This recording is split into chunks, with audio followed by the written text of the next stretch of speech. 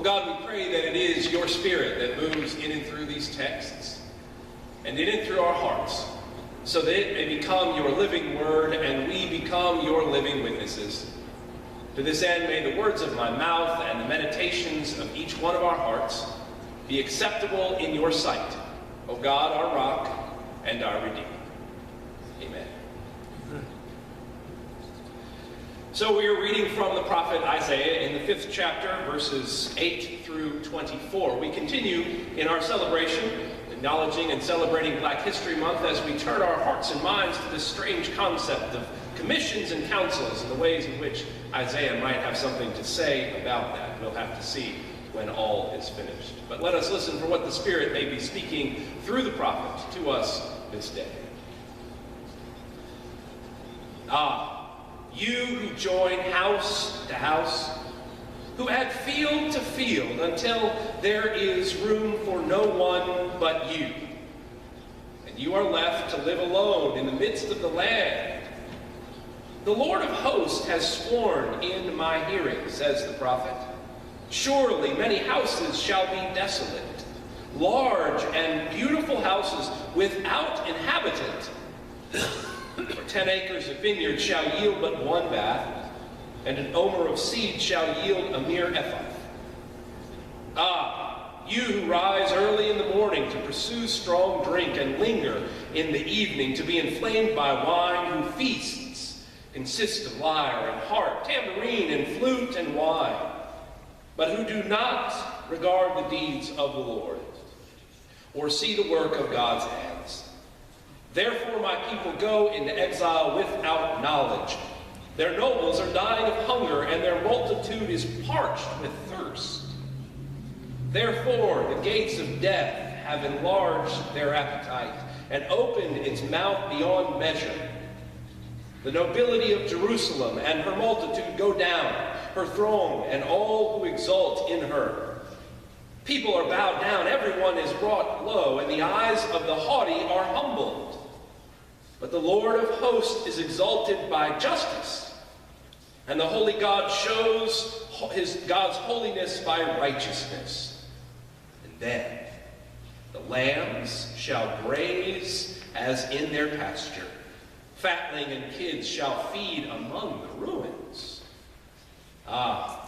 You who drag iniquity along with the cords of falsehood, who drag sin along as with cart ropes, who say, let him make haste, let him speed his work that we may see it. Let the plan of the Holy One of Israel hasten to fulfillment that we may know it. You who call evil good and good evil, who put darkness for light and light for darkness, who put bitter for sweet and sweet for bitter. You who are wise in your own eyes and shrewd in your own sight. You who are heroes in drinking wine and valiant in mixing drink, who acquit the guilty for a bribe and deprive the innocent of their rights. Therefore, as the tongue of fire devours the stubble and the dry grass sinks down in the flame, so their root will become rotten, and their blossom shall go up like dust. For they have rejected the instruction of the Lord of hosts, and have despised the word of the Holy One of Israel. This is the word of the Lord. Thanks be to God. Some days, as I've said, it's awfully hard to say this is good news. That is all about pronouncement. Isaiah is pronouncing judgment upon the nation of Israel. Their judgment is clear. They are in trouble. And it's true that they have forgotten the lesson that I talked about with the kids. They've forgotten the story of manna. God showed them as they left the empire of Egypt what it would mean to live faithfully with peace and justice for all, and they forgot. They forgot a story where everyone had what they needed and that no one would go without. They forgot that this economic vision of bread was more than just making sure people were fed, but that they would learn that there should be enough for all. The God we know through Jesus has been forgotten when Isaiah speaks. We know that when people forget this vision of God's love and justice for all, that people are able to buy up houses and accumulate wealth and hoard resources and watch the poor starve and then call it market adjustment, says Isaiah. Isaiah is undeniably denouncing economic inequality. In our vision here that we get in this small glimpse from Isaiah, we only get a momentary glimpse, but 60-some chapters in, you get that Isaiah is making it clear that God does not endorse economic inequality. God is not the hand of the market that is invisible. Those at the top are brought low in this vision. I hope you saw that. But then there's this strange language right there in the middle about lambs and fatlings and kids eating amongst the ruins. Now, I think you know full well that he's really not talking about farm animals. They finally get enough to eat. Those animals represent the poor, the widow, the orphan, the animals that are often vulnerable to the animals like the lion and the bear, the predatory animals. God took sides when those who were charged at the top to care for the lamb and the fatling and the orphan and the widow to make sure they got what they needed. And it seems that throughout history, we continually forget this lesson. That we seem to think that manna story was foolish and not about God's vision for the just sharing of resources. I will say more about that in a minute, but I want to tell you about a conversation I had when I was in seminary. I was listening to one of our former denominational executives. He was talking about something that had happened on the campus. He had retired by this point, but he would use the seminary's library, and various students would stop him and engage him in conversation. He was a font of wisdom. He had seen an awful lot. But he shared a story from a time when he had been an administrator at another seminary. He said that he found it useful that whenever folks, particularly students, would get wound up, upset about something, that he would help them form a commission and a group to study the issue. And he said it worked so well, not because structural change would come, but because by the time they finished their work, they were graduating. Or if they did finish it before they graduated, the people who were all wound up about it had forgotten about it and moved on to something else. He said, the goal is then, when people get wound up, put them part of the decision-making structure so that they become less radical and give up. Literally, the conversation that he said. He said this would work in seminary. He'd seen it there. He said it worked in our denomination, and he said it will work in your churches. That was the lesson this former denominational executive had to teach me. But the lesson that I took from him was not the one that he was sharing. I took a few, one about being bitter and cynical. But the other one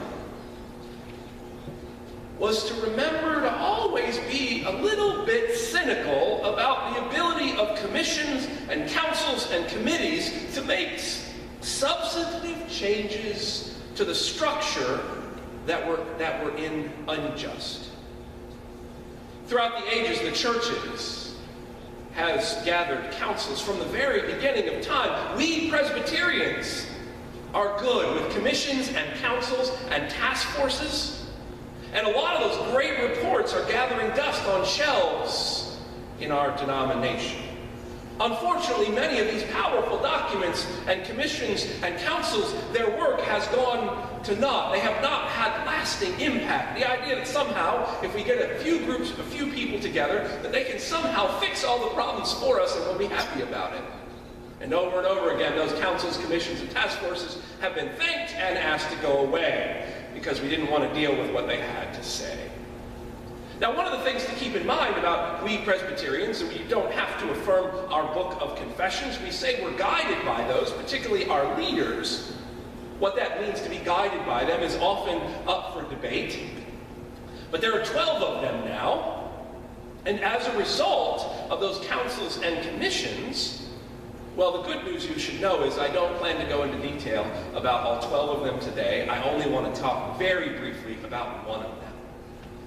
Because it was the very first confession that is in our book of confessions, was a result of the very first church council, the Council of Nicaea. When they came together, the empire was in turmoil, and people were fighting over issues of theology, over the Trinity, going to war with each other over this. They were at war with what did Jesus mean? Who was he? And how many books of the Bible there ought to be? Things we take for granted or don't pay much attention to today. And the reality at the end of this council, the short-term impact of the council was everybody went home and kept doing what they were doing anyway. Seriously. However, there was a long-term impact. Because those in power continued to work to change the structures so that the council would have impact instead of allowing it to gather dust on the shelf, we can ignore it in our book of confessions today. Okay, that wasn't really all that funny, but it's true. That council, despite having no short-term impact or very little, continues to impact the faith that we share today in ways that we really don't even stop to think about unless you're going through elder education, preparing to be examined as an elder for session. The thing is, one of the things we know, for councils and commissions to have any sort of long-term impact, there has to be a commitment from those in power to make a change. There has to be measurable goals. There has to be a desire to say, we will follow this path, instead of saying, look, what we have done and learned, and now we can move on. We see this at work so often in our political realm, especially as we move forward in history. Although I'm going back, it's a lot further. It's a lot earlier than the Council of Nicaea in 300 and such. I'm moving to 1967. There was a group that was gathered called the National Advisory Commission on Civil Disorders. Some of you might know it better as the Kerner Commission. President Johnson brought some folks together to investigate what were the causes of the riots in our cities in 1967. And they wanted to provide recommendations for the future so this wouldn't continue to happen. And it took 7 months for this commission to go and to listen and to investigate. And they found out that the results of the riots were out of a frustration of lack of economic opportunity. Sounds like Isaiah knew something about the sharing of manna. People had forgotten that folks need enough to eat and have purpose and to have sharing. And all of this was forgotten by a country that claimed to be Christian. People were not getting what they needed, while others were adding house upon house upon house. Dr. King responded to the report itself by saying it was and I quote, physician's warning of an approaching death with a prescription for life. He understood that if we continued down this path, that we would lose our souls and our minds. That report went into detail about how the federal and the state governments had used public policy to deny basic rights to most of our population who were not white. As well, they took on the press and said that they had continued to present a world that was not true. The report called on the fact that there needed to be equity in jobs and in housing, and needed to end de facto segregation. Though the law of the land had not changed, we were still segregated. And there needed to be community policing. This ought to sound familiar. I'm going to get to the Ferguson Commission report in a minute. This was 1967. And President Johnson's response to the report of the commission that he had put together by people that he had chosen was to refuse to meet with the commission. He would not even send an official White House thank you note because he didn't want his signature anywhere in the report. He didn't want the truth because the truth was not going to set him free. He wanted nothing to do with it because he knew that if he did take it and meet with them and give them a public forum and then sign off on it, that he's going to have to do something about it. And he knew that the country didn't have the political will to spend the resources that needed to happen to actually make change. These are his words. And so he was unwilling to lead on that issue himself. And 1 month after the report was released, 100 cities broke out in riot after the assassination of Dr. King. I'd love to say we learned something, but we haven't. I'm getting to Ferguson, but not yet. In 1997, 30 years after the report of the Kerner Commission, the Eisenhower Foundation sponsored 2 complementary reports, one called The Millennium Breach and Locked in the Poorhouse. And they wanted to see what had happened in those 30 years since this report identified what was wrong. And what they found out is that all of the things that they had reported to had only gotten worse and risen to crisis level. This was 1997. And more houses were added to more houses, and the Isaiah warning was forgotten again. More reports telling us what most folks already knew. So we issue a report, get some people together, and by the time we finish it, well, we can ignore the issues themselves. So said the seminary president, former seminary president. Today, quote unquote, those reports said about the Kerner Commission, today, 30 years after the Kerner report, 1997, there is more poverty in America. It is deeper, blacker, and browner than before, and it is more concentrated in cities, which have become America's poorhouses. Commissions and councils. We actually have a group called the U.S. Commission on Civil Rights. You might be aware of this. In 1957, it was created. And since then, Congress has reauthorized or extended their work, and what they have done, well, they're an established group, they're independent, they're bipartisan, they're fact-finding, and their mission is to inform, to learn, to study all of these issues that Kerner had lifted up, all of the civil rights issues, and they do it through objective and comprehensive investigation, research, and analysis on the fundamental federal issues, and nothing comes out of their work on a national scale, because nobody wants to deal with it. So we know and are aware, and then act like we don't understand why our cities burn again. What has all that research given us? What has it changed? Following the LA uprisings, there were reports and commissions and groups. Some changed in some areas, but the fundamental structural issues have not changed. Manna is still being hoarded, and what people don't know is that it's rotting their souls. That then brings me to St. Louis. Following the killing of Mike Brown, we saw the riots break out in our city, and what was fascinating was people, white folks, asked again, why did this happen? Why are they burning their community? Why are they doing this? Can't they be peaceful like Dr. King? People said all these things. White folk did.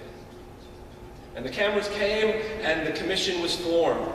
And that group of folks they picked, not all of them were happy with what some of them wanted to do, but they did it anyway. They listened, they gathered in communities, and they wanted to hear and report on what had happened. And they revealed what most of us had been talking about for ages, about the things that were wrong in our county, in our city, and in our region. And when they were finished with their work, and they refused to put anything but a few bits here and there. But here's what happened. It didn't stop people from acting anyway. You should look up the work of the Forward Through Ferguson group. See, this fascinates me. They didn't wait for the politicians to lead. They decided that they were going to put feet to these visions. St. Louis, there's a hashtag, if you haven't seen it, called STL 2039. It is a vision for where we can be by that date. And here is their vision. I want to share it with you so you can hear it. We believe St. Louis can become a region that is racially equitable. A state which life outcomes are no longer predicted by race.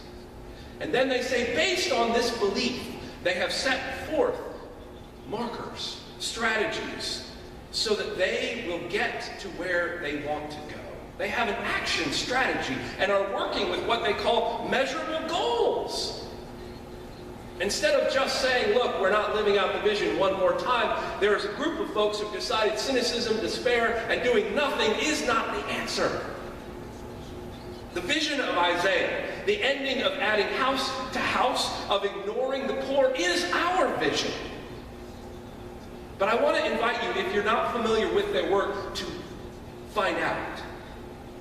Instead of doing all of that work for you and then dragging out the sermon another 15 minutes, I'm going to invite you to look up Forward Through Ferguson. Read about what they're doing and the folks who are involved and are not willing to say, well, it's never worked here before, it's not going to work again, as the final answer.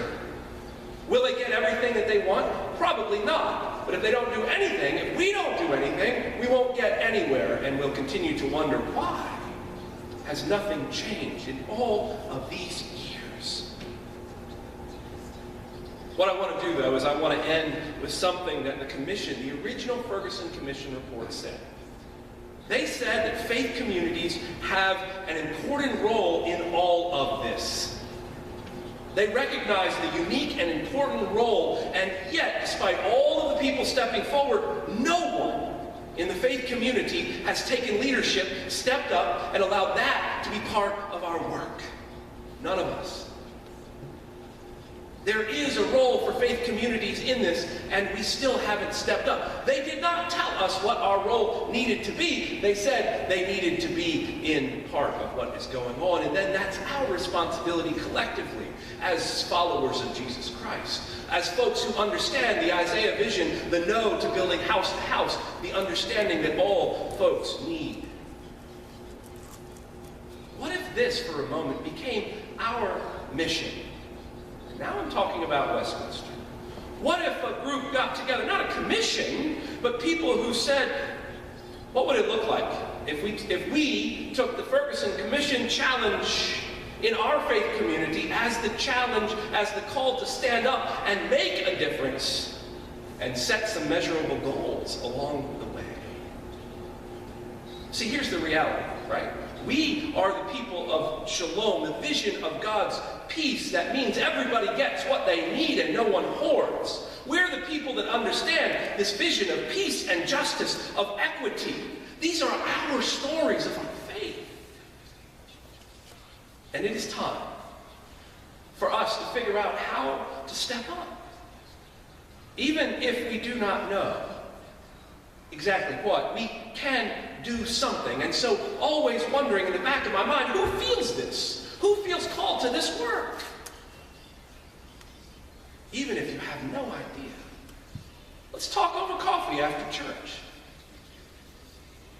That's how the Spirit works. People getting together to say enough of the status quo, that we want to be part of something more. How can we be the hands and feet of Jesus Christ? How can we be part of picking up this call from the commission, this commission, so that it is not left to the dustbin of history, so that a preacher 30 years from now isn't standing here or wherever we are saying, can you believe those in Ferguson and those in St. Louis and those in the church just ignored what was going on and didn't do anything, or at least didn't try?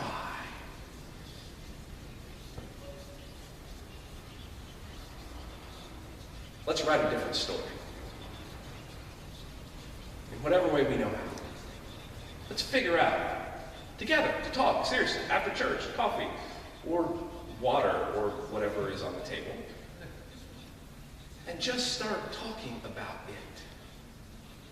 We already know. The research has been done. The work has been done. We don't have to study it again. We don't need to do a neighborhood survey again. It's all been done. It's the next steps that we're not so sure of, but are worth seeking to take.